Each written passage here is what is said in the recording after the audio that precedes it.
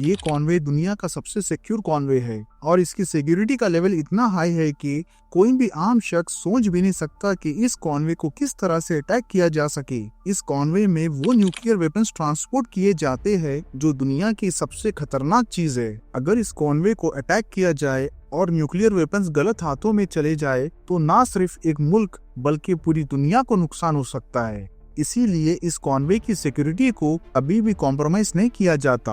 ये nuclear weapons एक ही पल में एक शहर को तबाह कर सकते हैं। इसीलिए इन वेपन्स के ट्रांसपोर्टेशन के वक्त उनकी सिक्योरिटी को हर हालत में इंश्योर किया जाता है ताकि किसी भी तरीके के अटैक के बावजूद इन वेपन्स को गलत हाथों में जाने से रोका जा सके। इस कॉन्वे के सिक्योरिटी मेजर्स इतने स्ट्रिक्ट और कॉम्प्लेक्स होते हैं ताकि कोई भी एक्सटर्नल थ्रेट इस कॉन्वे को कॉम्प्रोमाइज ना कर सके।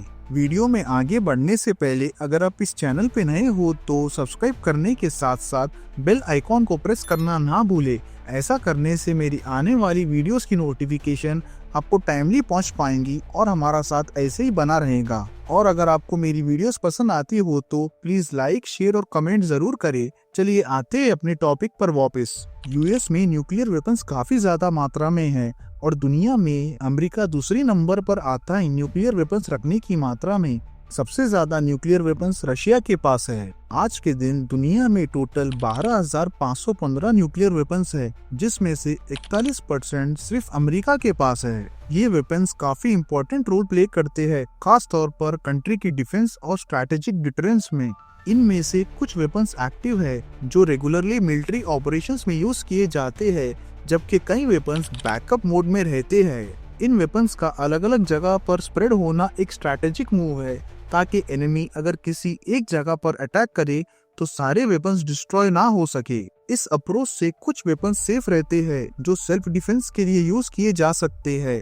ये सेफ कीपिंग और बैकअप मेजर्स दुनिया भर में न्यूक्लियर वेपन्स की सिक्योरिटी का एक इम्पॉर्टेंट हिस्सा है, जिससे ग्लोबल सेफ्टी और स्टेबिलिटी को मेंटेन रखना जरूरी होता है। न्यूक्लियर वेपन्स की ट्रांसपोर्टेशन के दौरान सिक्योरिटी थ्रेट्स काफी सीरियस होते हैं, क्योंकि अगर इन वेपन्स को किसी भी तरह से अटैक या हाईजैक किया जाए तो इसका इम्पैक्ट सिर्फ एक कंट्री पर नहीं बल्कि पूरी दुनिया पर हो सकता है। जब ये वेपन्स हाईवेज और बिजी रोड से गुजरते हैं तो उनकी सिक्योरिटी एक कॉम्प्लेक्स चैलेंज बन जाती है।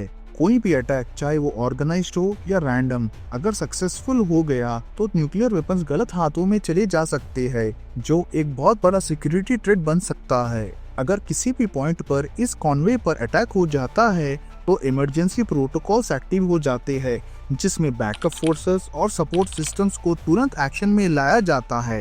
यूएस मिलिट्री कॉन्वे जो न्यूक्लियर वेपन्स को ट्रांसपोर्ट करने के लिए यूज होता है, वह दुनिया के सबसे सिक्योर कॉन्वेज में से एक है। इस कॉन्वे का पर्पस सिर्फ वेपन्स के सेफ ट्रांसपोर्टेशन नहीं बल्कि उनकी फुल सिक्योरिटी इंश्योर करना भी है। कॉन्वे में कई व्हीकल्स होते हैं जो एक स्पेसिफिक प्लान के अंडर ऑपरेट करते हैं। कॉन्वे के सामने और पीछे पुलिस की कार्स होती है जो इस कॉन्वे को स्मूथ और अनइंटरप्टेड ट्रैवल करने में मदद देती है ताकि किसी भी ट्रैफिक इशू या एक्सटर्नल थ्रेट को हैंडल किया जा सके।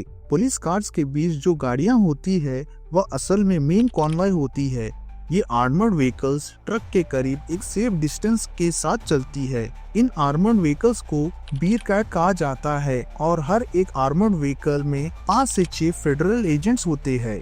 ये कार्स टोटली बुलेट प्रूफ होती है और जगह जगह पर इनमें छोटे छोटे होल्स होते हैं ताकि अंदर बैठे फेडरल एजेंट्स देख सके कि बाहर क्या हो रहा है। कॉन्वे का कम्युनिकेशन सिस्टम भी हाईली सोफिस्टिकेटेड होता है। हर व्हीकल एक दूसरे के साथ रेडियो के जरिए कनेक्टेड होता है और रेडियो कम्युनिकेशन को 3 सेपरेट चैनल्स पर डिवाइड किया जाता है। इस कॉन्वे की सेफ्टी को इंश्योर करने के लिए हेलीकॉप्टर्स भी इस कॉन्वे के ऊपर कंटिन्यूअसली सर्विलेंस करते रहते हैं।